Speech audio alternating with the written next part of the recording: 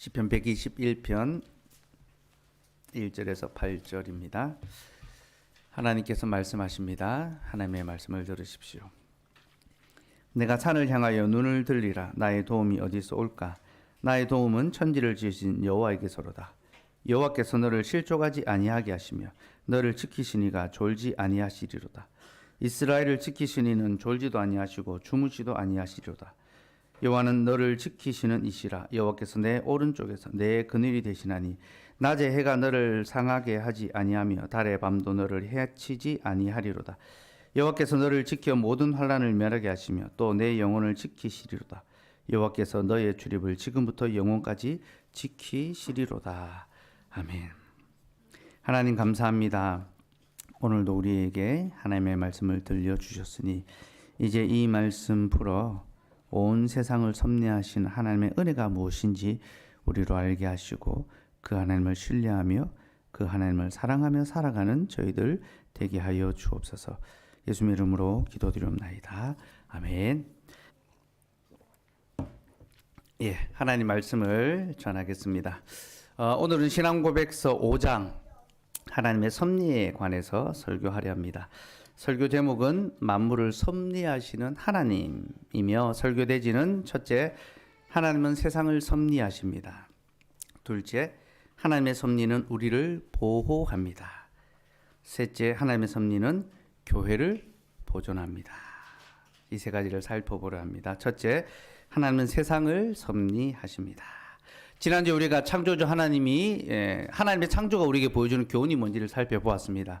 하나님은 전능하시고 그리고 그는 우리의 아버지가 되신다. 그래서 하나님 사람을 지으시고 가장 먼저 주신 복이 뭐라 했습니까? 그들에게 먹을거리를 주셨다. 모든 식물을 먹을거리로 주셨다. 하나님이 먹을거리를 주셨다는 것은 하나님 우리의 뭐가 되신다는 겁니까? 아버지가 되신다. 왜? 자녀들의 먹을 것을 책임지는 존재는 아버지이기 때문이죠. 그렇죠? 그래서 하나님은 내가 네 아버지다. 그렇게 창세기 1장에서 자신의 아버지됨을 드러내셨어요. 그래서 우리를 자기의 형상, 곧 자기를 닮도록 자기의 자녀로 우리를 만드셨죠. 그렇죠? 그래서 우리는 창조주 하나님을 통하여 그가 우리의 아버지시고 우리의 몸과 영혼의 모든 필요를 하나님이 채우신다라는 것을 믿어야 합니다. 근데 여러분, 하나님 우리의 몸과 영혼에 필요한 모든 것, 곧 우리에게 먹을 양식을 주시고 우리에게 구원을 주시려면요, 하나님은 가만히 놓으시면 안 됩니다. 일하셔야 됩니다. 그럼 아버지가 집에서 빈둥빈둥 놀고 있으면 어떻게 됩니까? 가족들이 먹을 게 없어요. 그죠? 자녀들이 먹을 게 없습니다. 그죠? 아버지는 일하는 사람입니다.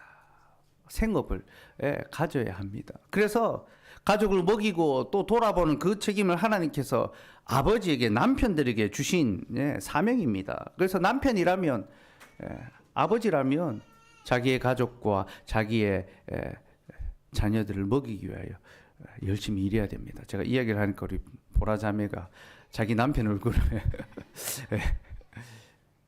그게 하나님께서 아버지들에게 주신 역할이죠. 그리고 이 역할은 우리 하나님께 먼저 적용됩니다. 하나님께서 왜 아버지들에게 일하라고 말씀하십니까? 곧 하나님이 우리의 아버지로서 우리를 위하여 쉬지 않고 일하시기 때문이죠. 오늘 본문에 나오죠. 여호와께서 너를 실족하지 아니하시며 너를 지키시니까 졸지 아니하시리로다. 이스라엘을 지키신 이는 졸지도 아니하시고 주무시도 아니하시리로다. 예수님께서 말씀하십니다. 내 아버지가 일하시니 나도 일하노라. 여러분, 우리 하나님은 밤낮으로 일하십니다. 무엇을 위하여? 우리를 먹이시고 우리를 살리시기 위하여. 하나님은 지금도 우리에게 일용할 양식을 주시기 위하여 열심히 일하셔서 때가 되면 비를 내려주시고 햇빛을 주시고 곡식이 잘 익게 하시고 우리가 손으로 하는 모든 일이 이루어지게 합니다. 여러분, 우리가 어떤 성과를 이루고 우리가 어떤 일을 행하였을 때 우리가 잘해서 그런 성과를 낸 것이 아니라는 것을 알아야 합니다. 하나님께서 건강을 주시고 지혜를 주시고 능력을 주셔서 그 일을 행할 수 있게 하셨고 또 그 일에 하나님의 은혜 주셔서 성과가 나게 하신 겁니다. 그죠? 우리 하나님께서 우리를 위해 지금도 일하시기 때문에 우리의 모든 삶이 영이 될 수 있는 거고 우리가 수고의 열매를 얻을 수가 있는 겁니다. 이게 바로 하나님의 섭리입니다. 하나님께서 온 세상 만물을 붙들고 계시며 다스리시고 또 우리에게 모든 좋은 것을 공급해 주신 것. 그것이 바로 하나님의 섭리입니다. 섭리라는 말 뜻은요, 붙잡고 다스린다라는 그런 뜻입니다. 붙잡을 섭, 다스릴 리. 붙잡고 다스린다. 그러니까 하나님께서 세상 만물을 창조하시고 역사의 뒤안길로 사라지는 것이 아니라 여전히 지금도 그 모든 만물을 딱 붙잡고 계시고 다스린다는 거. 해가 매일같이 뜨는 것은 그냥 자연 법칙으로 뜨는 것이 아니라 하나님께서 지금도 그 자연 법칙을 운행하고 계시기 때문에 해가 뜨고 달이 뜨고 비가 내리고 땅이 소출을 내는 겁니다. 창세기 8장 21절 22절 말씀 우리 같이 한번 읽을까요? 예. 시작. 내가 다시는 사람으로 말미암아 땅을 저주하지 아니하리니 이는 사람의 마음이 계획하는 바가 어려서부터 악함이라. 내가 전에 행한 것 같이 모든 생물을 다시 멸하지 아니하리니 땅이 있을 동안에는 심음과 거둠과 추위와 더위와 여름과 겨울과 낮과 밤이 쉬지 아니하리라. 하나님께서 홍수 심판을 하셨습니다. 인간이 악을 행하여서 인간이 범죄하는 말미암아 세상을 심판하셨습니다. 그리고 그 후에 내가 다시는 땅을 저주 아니할 것이다. 왜냐하면 인간이 나면서부터 악하게 나기 때문에 선한 것이 날 수 없다는 겁니다. 인간 안에는 도무지 선한 것이 날 수 없기 때문에 내가 그들을 보존하고 그들을 보호하겠다. 그래서 땅을 저주하는 것이 아니라 보존해 주십니다. 어떻게 보존해 주나? 하나님이 세상을 섭리 붙잡고 다스리심으로 심음과 거둠과 추위와 더위와 여름과 겨울과 낮과 밤이 쉬지 않게 하심으로 이 땅을 보존해 주시는 거죠. 그러니 여러분, 우리는 이 세상의 모든 어떤 삶의 이 과정들, 태어나고 죽고 심고 거두고 춥고 더우며 낮과 밤이 쉬지 않는 것을 볼 때마다 하나님께서 밤낮으로 쉬지 않고 일하심으로 우리에게 이런 일이 일어나고 있구나. 이 세상이 안전하게 그렇게 운영되고 있구나. 바로 그 사실을 알아야 합니다. 그리고 하나님께서는 이 모든 것, 곧 자신이 모든 만물을 섭리하고 있음을 통하여 우리에게 하나님을 알게 해 주십니다. 사도행전 17장 24절에서 28절 한번 볼까요? 사도행전 17장 24절에서 28절입니다.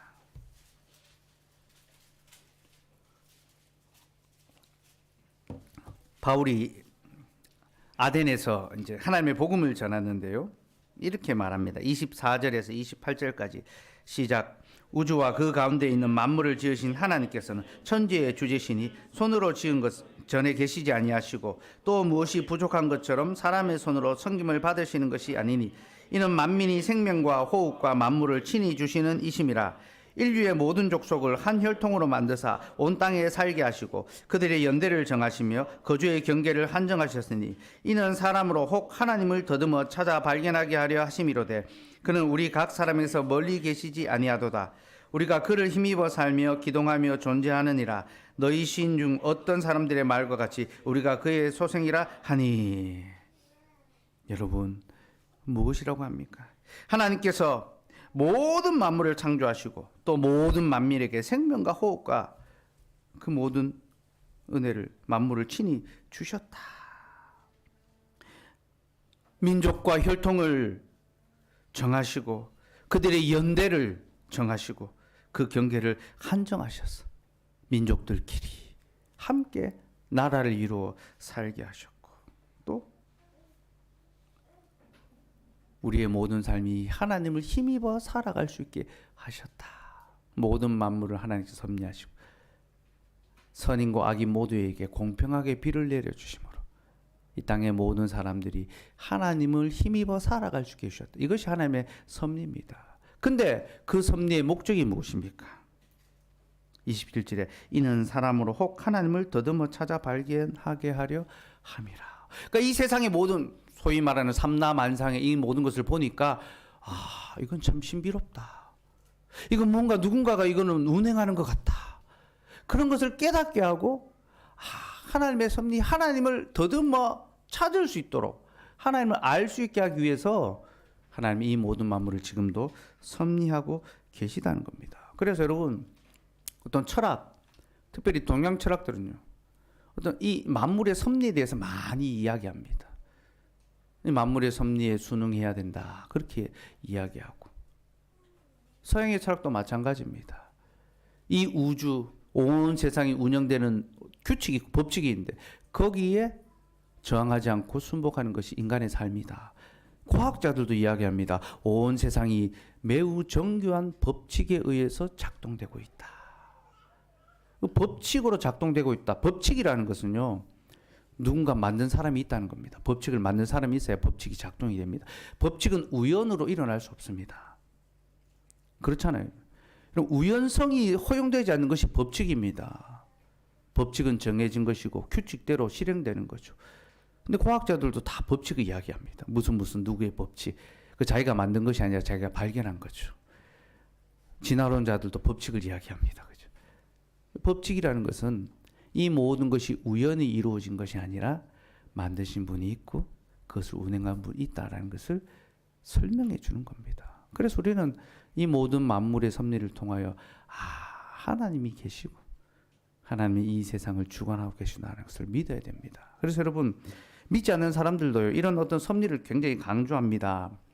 우리 돌아가신 노무현 대통령이 이제 유튜브에 이제 강연했던 영상들이 한 번씩 이제 올라오던데요.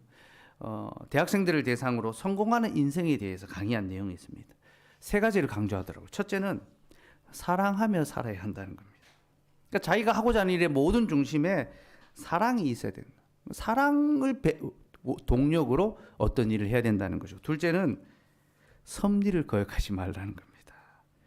하나님의 섭리, 자연의 섭리를 거역하지 않고 살아야 된다. 이 말은 세상을 자기 중심으로 바꾸려는 것이 아니라 세상이 가는 방향에 자기를 동화시켜서 자기를 변화시켜야 된다. 또 그렇게 이야기를 하더라고요. 그러면서 세 번째는 미래의 성공이 아니라 현재에 몰두하며 자기 인생을 걸어야 한다. 그러니까 나는 나중에 뭘 할 거야. 나는 나중에 어떤 일을 할 거야. 어떤 미래의 성공을 이제 꿈꾸는 게 아니라 지금 현재 내가 해야 될 그 일에 몰두하고 거기 자기 인생을 걸어야 성공할 수 있다. 그런 이제 강의를 하더라고요. 제가 짧은 그 강의를 보면서 이분이 하나님을 믿지 않는 불신자인데 섭리. 이 세상이 움직이는 그 섭리, 그러니까 살아보니까 자기 마음대로 안 되는 걸 발견하는 겁니다. 그리고 자기의 뜻과 상관없이 되는 일이 또 있다는 것도 발견한 겁니다. 그러니까 이 세상을 움직이는 어떤 원리가 있고 어떤 존재가 있다. 그걸 거스리지 않고 거기에 순응하며 살아가는 것이 필요하다. 그렇게 이야기했던 겁니다. 여러분, 하나님을 믿지 않는 이들도 이렇게 하나님의 섭리를 이야기합니다. 자연의 섭리를 이야기합니다. 그렇다면 하나님을 믿는 우리는 어떻게 되겠습니까? 하나님의 섭리, 하나님의 그 인도를 굳게 믿어야 하지 않겠습니까? 하나님이 이 모든 세상을 만드시고 지금도 그 세상을 다스리시고 붙들고 계시다. 그것을 믿어야 합니다. 이것을 믿을 때 우리는 이 믿음이 주는 유익을 발견하게 됩니다. 그게 뭡니까? 하나님이 이 세상을 섭리하시는 이유가 바로 우리를 보호하기 위함이다. 둘째, 하나님의 섭리는 우리를 보호합니다. 마태복음 10장 29절 30절 말씀 한번 볼까요? 마태복음 10장 29절 30절.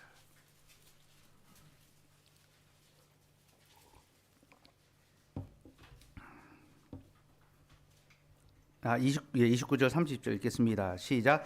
참새 두 마리가 한 아사리온에 팔리지 않느냐. 그러나 너희 아버지께서 허락하지 아니하시면 그 하나도 땅에 떨어지지 아니하리라. 너희에게는 머리털까지 다 세신 바 되었나니. 31절까지 시작. 두려워하지 말라. 너희는 많은 참새보다 귀하니라.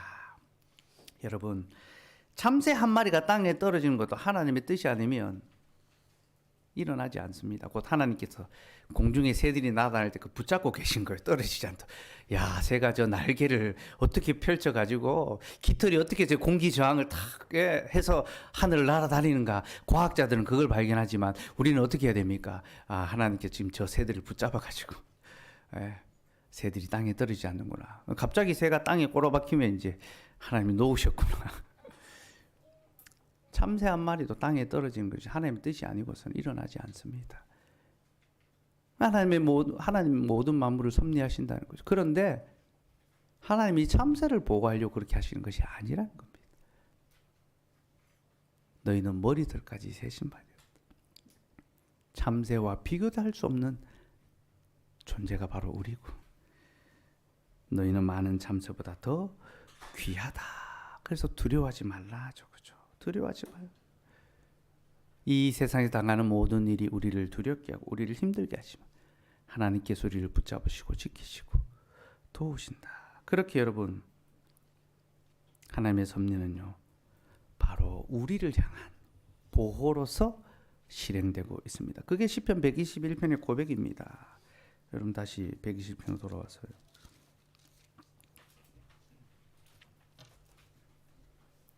시인이 하나님을 예배하기 위해 먼 길을 떠나면서 하나님께 도움을 요청합니다. 그죠?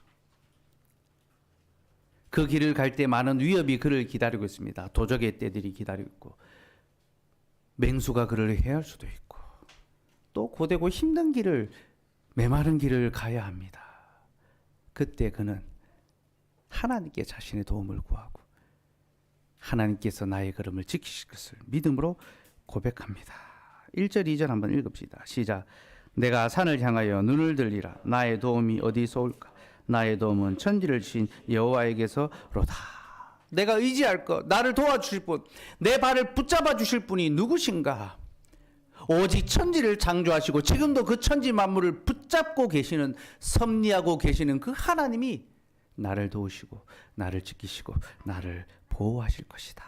곧 모든 만물을 붙잡으신 하나님께서 자신의 삶을 붙잡고 있다는 것을 믿는 것, 이것이 바로 하나님의 섭리를 믿는 신자의 고백입니다. 여러분, 하나님께서 모든 만물을 붙잡으신 이유는요, 우리의 안전과 우리의 그 필요를 위해서 그렇게 하십니다. 민수기 21장에 보면요, 이스라엘 백성들이 범죄함으로 하나님께서 그들에게 불뱀을 보내시는 사건이 나옵니다. 이스라엘 백성들이 광야의 삶을 막 원망했습니다. 하나님, 언제까지 이 광야에서 살아야 됩니까? 그러면서 하나님께서 그들 주신 만나를 막 하찮은 음식이라고, 하나님 40년 동안 만나 먹었습니다. 귀찮아 죽겠습니다. 이런 하찮은 음식 먹기 싫습니다. 온갖 불평을 늘어놓았습니다. 그래서 하나님께서 그들에게 불뱀을 보내셨죠. 그들이 큰 고통을 겪게 됐습니다. 근데 여기서 불뱀을 보내셨다라는 이 구절이요, 하나님이 없는 불뱀을 만들어서 보내신 것이 아니라 이미 그 땅에 거하던 불뱀들을 붙잡고 계시다가 살짝 풀어놓으셨다, 그런 뜻입니다. 하나님께서 광야에서 이스라엘 백성들이 불뱀에 물리지 않도록 꽉 붙잡고 계셨던 겁니다. 근데 이스라엘 백성들이 원망하니까 이걸 살짝 풀어놓으셨습니다. 그 붙잡은 것을 살짝 풀어놓으시니까 어떻게 됩니까? 이스라엘 백성들이 고통과 괴로움에 처하게 된 거죠. 여러분, 우리가 살아가면서 때로 형통한 때를 만날 때가 있습니다. 하고 있는 일들이 잘 되고 우리의 삶이 평안하게, 그렇게 건강하게 그렇게 진행될 수 있죠. 그게 당연한 것이 아니라 하나님께서 우리의 삶의 위협과 어려움을 딱 붙잡아 놓으셨기 때문에, 우리가 만날 많은 수많은 어려움과 위험들을 딱 붙잡고 계시니까 우리가 안전하게, 우리가 무사하게 그 길로 가며 그 일을 하며 그렇게 가정을 세워갈 수 있는 겁니다. 근데 때때로 하나님께서 그 잡은 것을 살짝 풀어놓으실 때가 있습니다. 갑자기 건강에 어려움이 찾아오거나, 삶의 공경이 찾아오거나, 인생의 불통함이 찾아오고, 고난의 문제를 만나고, 위기의 상황에 처할 때가 있습니다. 그때 우리는 그동안 내가 누렸던 모든 것이 당연한 것이 아니라 하나님의 특별한 은혜였구나. 하나님께서 나의 삶을 붙잡아 주셨기에 내가 안전하게 평안하게 살 수 있었구나. 감사해야 되고, 그리고 지금 비록 고난 가운데, 어려운 가운데, 연약한 가운데 있지만 지금도 하나님께서 나를 붙잡고 계신다는 것. 그는 나를 붙잡으시며 나를 다스리시고 나를 안전한 길로 인도하실 것을 굳게 믿는 것. 그게 바로 하나님의 섭리를 믿는 믿음의 고백입니다. 사랑하는 여러분, 우리가 평안히 눕고 일어날 때가 있고, 아침에 학교에 잘 가서 열심히 공부하고 직장에서 열심히 일하고 우리가 수고로 말미암아 얻는 열매가 있을 때, 아, 하나님께서 나의 삶에 섭리해 주셨구나, 붙잡아 주셨구나, 그렇게 믿으시기 바랍니다. 때로 우리의 삶의 공경과 어려움과 문제들이 강도처럼 찾아오고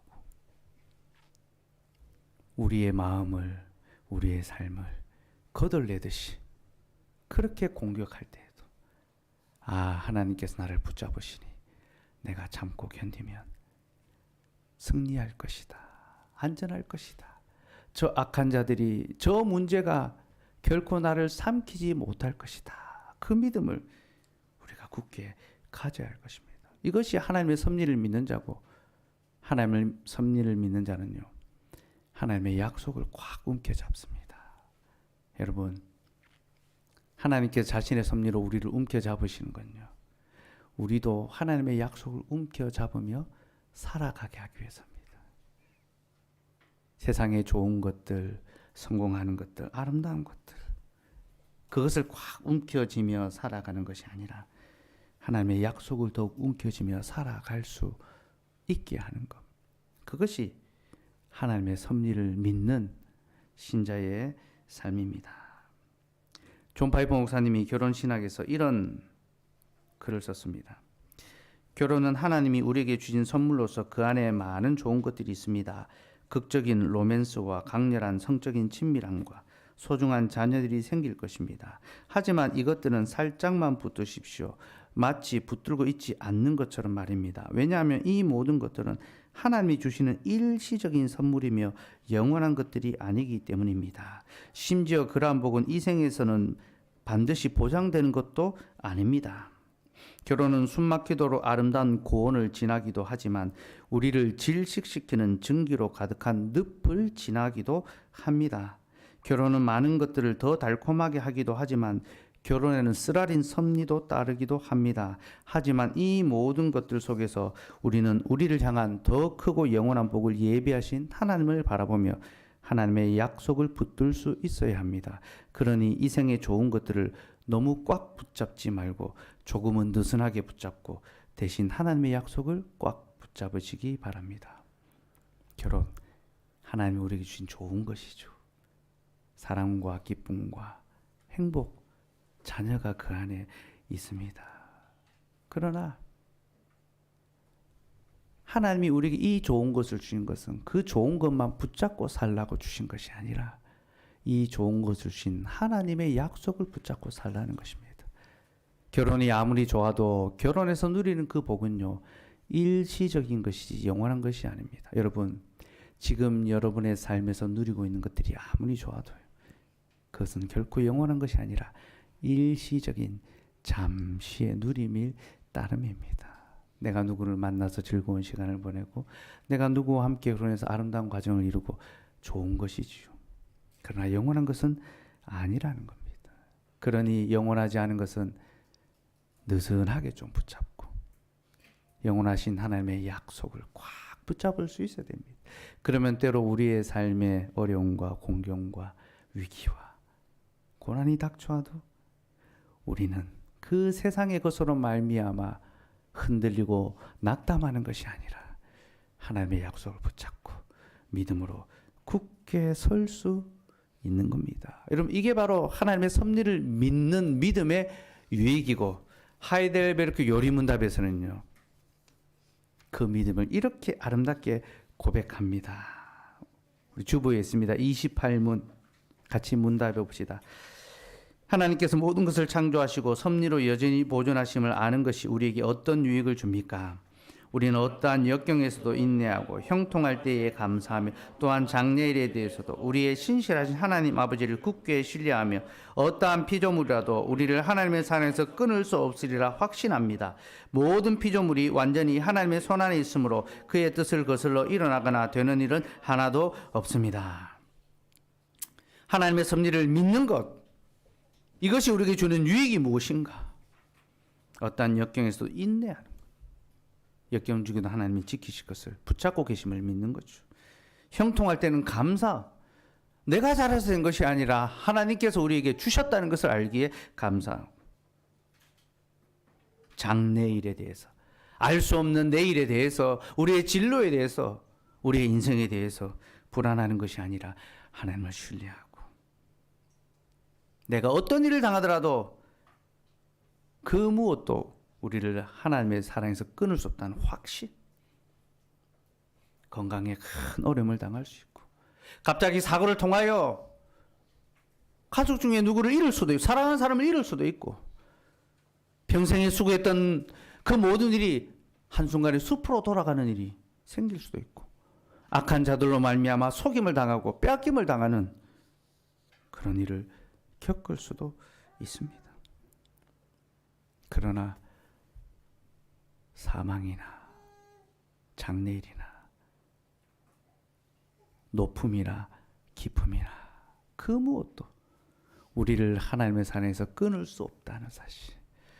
우리를 인생의 깊은 절망과 어두움으로 끌고 가는, 우리를 죽음에 이르도록 끌고 가는 그 고통의 문제마저도 하나님의 섭리, 하나님의 약속, 하나님의 사랑의 소리를 결코 끊을 수 없다는 그 믿음, 그것이 바로 하나님의 섭리를 믿는 믿음의 유익입니다. 지난 금요일에 청년 MT를 하면서 우리 청년들이 저녁에 나눔을 했는데요. 나눔을 들으면서 제가 참 우리 청년들이 참 쉽지 않은 삶을 살고 있구나, 어려움의 순간을 지나가고 있구나 많이 느꼈습니다. 어떤 지체는 참 아무 말 하지 않고 성실하고 또 정직하게 열심히 순종하며 시키는 대로 다 일했더니 인사평가에서 불이익을 딱 주는 겁니다. 아무 말 하지 않고 말 잘 들으니까. 도리어 다른 사람을 높게 평가하고, 너는 뭐 착하니까, 너는 잘 이해하니까 이번에 말고 다음에 해라. 어떤 지체는 원칙을 따라서 정직하게 업무를 수행했는데 그 일로 말미암아 공경에 처하게 되고 부당한 감사까지 받게 되기도 하고, 어떤 지체는 관계의 문제 때문에 또 어려움을 겪기도 하고, 또 어떤 지체는 가족의 건강과 진로의 문제 때문에 고민하기도 하고, 나눔을 들으면서 참 우리의 삶이 쉽지 않구나, 참 목사로서 참 마음에 많은 또 부담과 또 연민의 마음이 들었습니다. 그러나 여러분, 바로 그러한 우리에게 하나님의 섭리가 위로가 되고 소망이 될 줄로 믿습니다.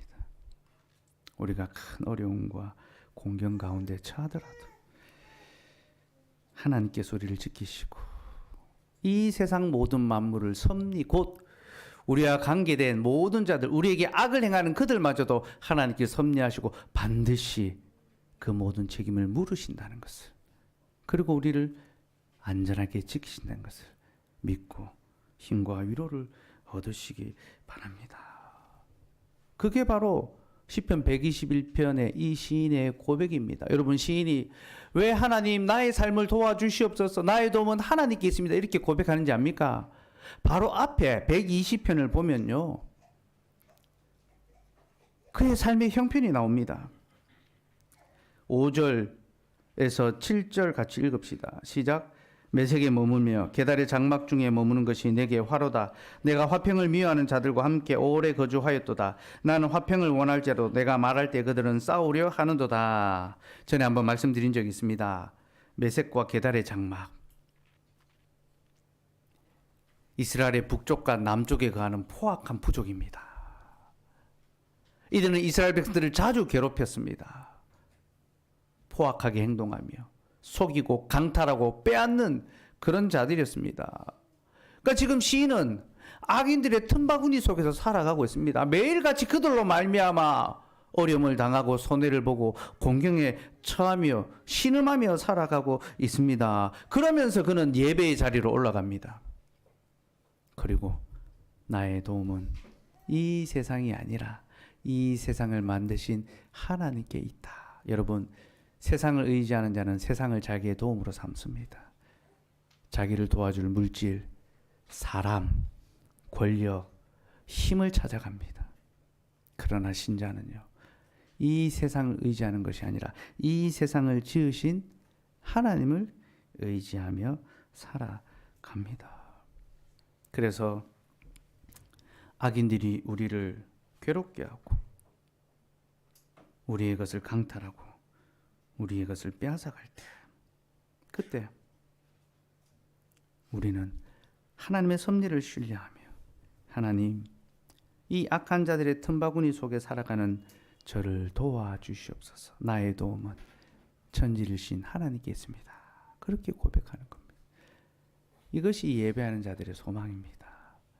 사랑하는 여러분, 하나님의 섭리를 믿는 자는 삶의 어떠한 형편 가운데 있더라도 하나님을 예배하며 이 예배를 통하여 하나님이 나를 지키신다는 것을 굳게 믿습니다. 121편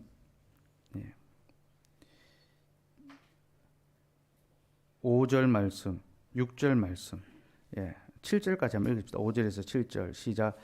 여호와는 너를 지키시는 이시라. 여호와께서 내 오른편에서 내 그늘이 되시나니 낮의 해가 너를 상하게 하지 않으며 밤의 달도 너를 해치지 아니하로다. 여호와께서 너를 지켜 모든 환난을 면하게 하시며 또 내 영혼을 지키시리로다. 하나님께서 우리를 지키시기에 낮의 해와 밤의 달도 우리를 상하게 하지 못하고 해치지 못하게 한다. 이게 무슨 뜻인지 말씀드렸습니다. 낮의 해가 무엇입니까? 악한 자들의 악한 말과 악한 일이죠. 우리는 세상을 살아가며 악한 자들을 인하여 악한 일을 당합니다. 속임을 당합니다. 인생의 큰 낭패를 볼 때가 있습니다. 자신이 수고한 모든 것을 하루아침에 빼앗길 수도 있습니다. 말도 안 되는 상황에 처하기도 하고 절망의 상황에 이르기도 합니다. 근데 밤이 되면 그 악한 자들의 행위로 말미암아 우리의 마음이, 우리의 영혼이 고통을 당합니다.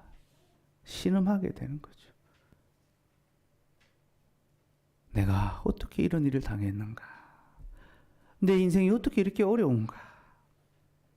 낮에 당했던 그 일들로 말미암아 밤이 찾아오면 우리는 너무나 힘들어하고 신음하며 고통하게 됩니다.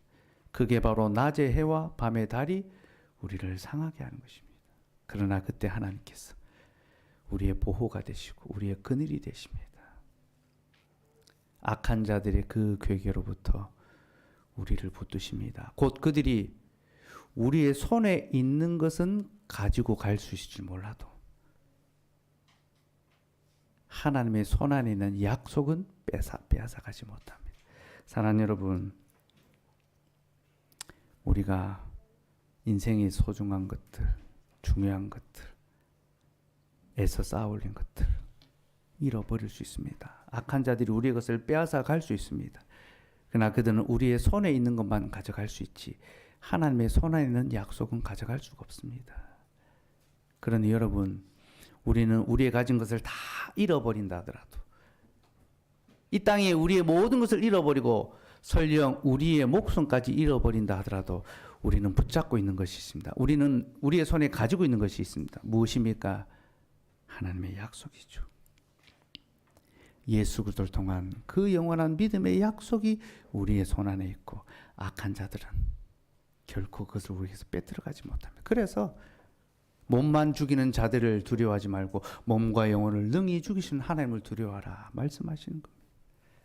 사랑하는 여러분, 악인들로 인하여 우리가 큰 고통을 당할 때 그들이 내게서 소중하고 귀한 것은 가져갔지만 가장 중요한 것은 결코 가져가지 못했다는 것을 기억하시고 위로와 소망을 얻으시기 바랍니다. 낮의 해와 밤의 달이 결코 우리를 상하지 못하게 한다. 이것이 우리를 향한 하나님의 섭리라는 것을 굳게 믿고 주께서 이 눈물 골짜기 같은 세상에서 당하게 하시는 어떠한 악도 우리에게 합력하여 선을 이루게 하신다. 네. 그 약속 가운데 인내하고 감사하고 신뢰하고 확신하며 살아가는 하나님 우리를 붙드시니 우리도 하나님을 굳게 붙들고 꽉 붙잡고 살아갈 수 있기를 소망합니다. 셋째, 하나님의 섭리는 교회를 보존하십니다. 그렇습니다. 신앙고백서 5장 7항 우리 같이 한번 읽어볼까요? 시작. 하나님의 섭리가 일반적으로 만물에 미치듯이 그것은 지극히 특별한 방식으로 하나님의 교회를 보호하고 모든 것들이 교회의 선을 이루게 하신다. 자, 신앙고백서는 하나님의 섭리를 마무리하면서 매우 독특하게 그 모든 섭리가 하나님의 교회를 보호하고 교회의 선을 이루는 데 사용된다. 그렇게 마치고 있습니다. 그러니까 하나님의 섭리가 교회의 보존으로 그렇게 귀결되고 있다라는 거죠. 예. 하나님 세상을 보존하신 이유는 자신의 교회를 보호하기 위해서라는 겁니다. 그럼 이 교훈은요, 신앙 고백서가 작성될 당시의 성도들에게 매우 큰 의미가 있었습니다. 왜 그렇습니까? 웨스민스터 신앙 고백서는 참된 교회의 보존을 위해서 생명을 건 투쟁, 신자들의 생명을 건 투쟁을 통하여 작성된 고백서입니다. 악한 권세자들이 하나님의 교회를 장악하고 무너뜨리려고 했을 때 이름 없는 무명의 성도들이 분연히 일어나 한 것입니다. 목숨을 걸고 한 것입니다. 우리는 하나님을 참되게 예배할 것이다. 그래서 권세자들이 군대를 끌고 그들을 징벌하러 왔을 때 이들이 피 흘리기까지 싸웠습니다. 맞서 분투했습니다. 그렇게 전쟁을 통하여 신앙의 그 진리를 지켜내고 그리고 작성된 것이 바로 웨스민스터 신앙 고백서입니다. 그러면서 하나님의 섭리, 하나님께서 모든 역사와 이 모든 만물을 친히 주관하신다라는 그 교리를 가르치면서 마지막으로 하나님의 섭리는 그저 모든 만물을 위한 것이 아니라 자신의 교회를 보존하기 위하여 작동되고 있다. 그러니까 하나님께서 역사를 주관하시는 것은요, 자신의 교회를 보호하기 위하여 역사를 주관하고 있다는 것입니다. 그러니 여러분, 이 고백이 이 당대 성도들에게 얼마나 큰 위로와 감동과 도전이 되었겠습니까? 비록 악한 자들이, 권세자들이 하나님의 교회를 위협하고 핍박했지만 하나님께서 자신의 교회를 지키신다는 그 굳은 믿음이 있었기 때문에 그들은 끝까지 인내하며 견디고 저항할 수 있었던 것입니다. 그리고 하나님께서는 바로 그들의 믿음을 따라 그들의 교회, 곧 자신의 거룩한 교회를 지켜주셨습니다. 이 고백은 그런 역사적 의미가 있습니다. 그리고 이 고백은 지금 우리에게도 매우 큰 의미가 있습니다. 저는 설교를 준비하면서 우리 교회가 지나왔던 과정들을 잠시 살펴보고 돌아보았습니다. 교회가 시작되고 여기까지 이르기까지 참 많은 어려움과 위기가 있었습니다. 그리고 하나님의 도우심으로 오늘까지 이룰 수 있었던 것입니다. 특별히 개척을 앞두고 저는 여러 가지 많은 현실적인 고민과 문제에 좀 부딪혀 있었습니다. 제가 몇 번 말씀도 드렸지만 개척하려는 마음은 가졌지만 이것을 실행하려고 하니까 예배당 공간도 마련해야 되고 사택도 구입해야 되는데 가지고 있는 것은 없고 혼자서 해결해야 되는데 참 어렵고 힘들더라고요. 그래서 겨우겨우 하나님의 은혜로 예배당을 또 이제 마련하게 되고 또 사택을 구하게 되고 그래서 이제 계약을 이제 하게 됩니다. 계약은 이제 보통 10분의 1을 이제 걸잖아요. 그죠? 그 계약하는 날이 제가 이제 대구 경북 지역 이제 대학생 수련을 인도하고 마치는 날이었습니다. 수련을 마치고 와서 이제 계약을 하러 가는데 뭐 도와주는 사람이 아무도 없으니까 이제 가지고 있는 걸 가지고 해야 되는데 가지고 있는 게 없지 않습니까? 그래서 통장에 있는 모든 돈을 다 탈탈 이제 털었습니다. 털고 그리고 제가 그날 받았던 사례까지 다 넣어서 겨우 이제 계약을 할 수 있게 된 겁니다.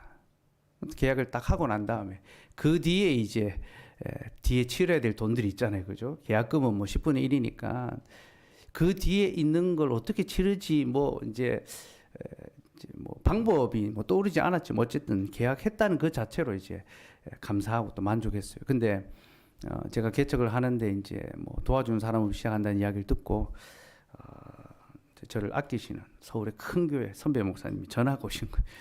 그러면서 야, 너 개척한다면서? 예, 목사님 개척하기로 했습니다. 뭐 도와주는 사람 있나?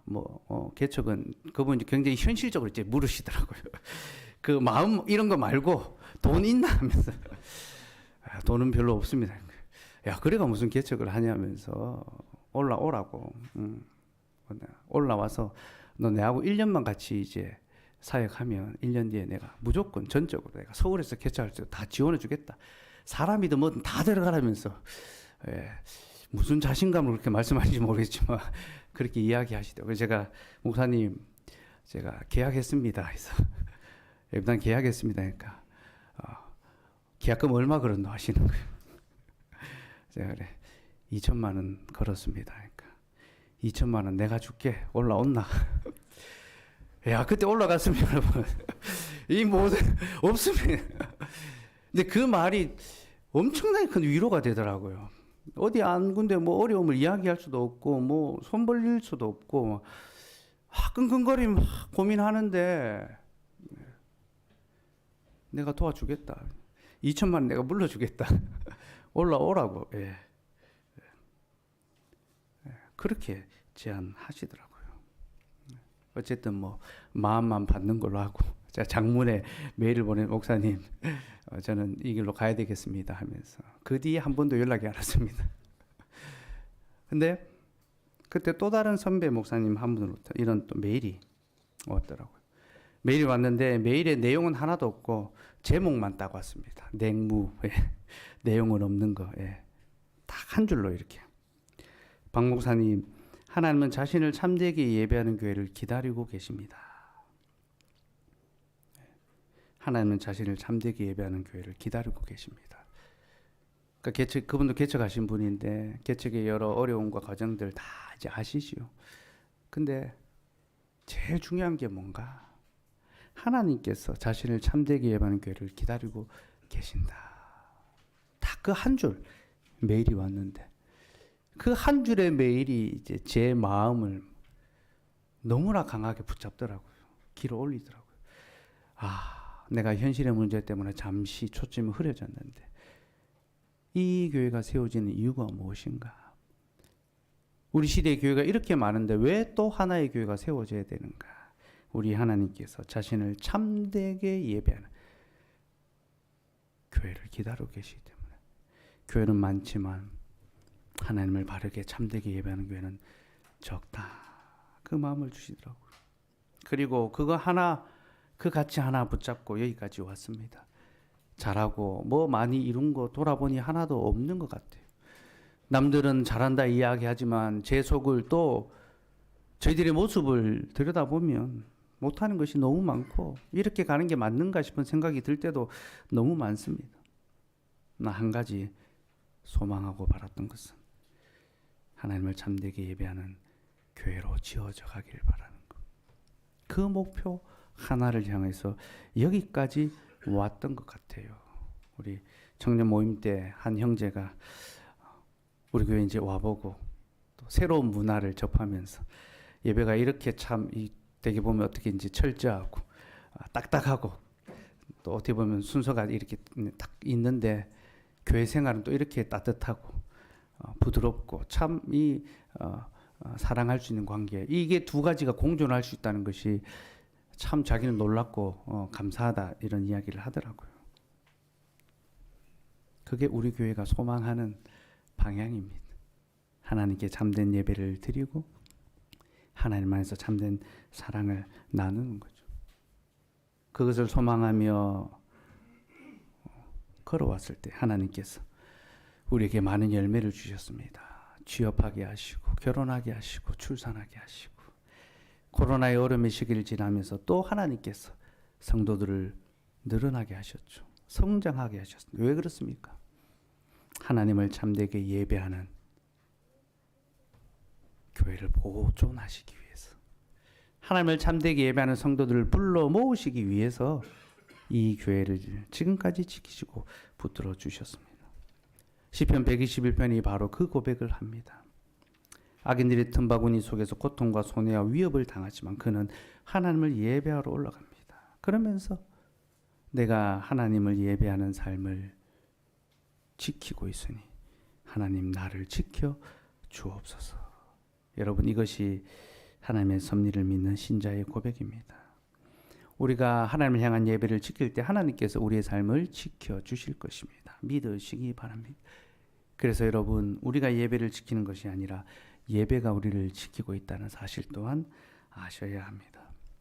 하나님은 지금도 자신을 참되게 예배하는 교회를 찾고 계시며 그 교회를 보존하시고 지키시고 선한 길로, 안전한 길로 인도해 가십니다. 그러니 그 교회 안에 머물며 주를 참되게 예배하고 하나님의 선한 인도와 보호, 하나님의 섭리가 여러분의 삶 가운데 풍성하게 역사하는 그 은혜를 누릴 수 있기를 소망합니다. 기도하겠습니다.